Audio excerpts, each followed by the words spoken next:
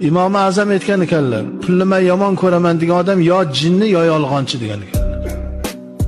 Bu dunyoda pulingiz bo'lmasa 100 ta do'stingizdan bittasi yoningizda turadi, 99 tasi yuz o'giradi. Gapingiz ham birovga yoqmaydi. Ilmingiz bormi? Obro'yingiz bormi? Pulingiz yo'q, e'tiboringiz yo'q bo'ladi. Odam zotni juda yuzini shuvut qilib qo'yadi, pulsizlik, molsizlik.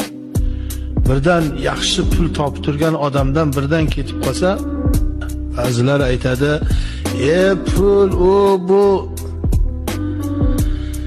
Xo'p, sen o'zing bir pulsiz odamni e'tiborga qanday olasan, u puldorni qanday e'tiborga olasan? Ko'p gapiraverma. Masalan, bir boyvachcha odamga qanaqa muomalada bo'lasan, u pul so'rab kelgan odamga qanaqa muomala bo'lasan?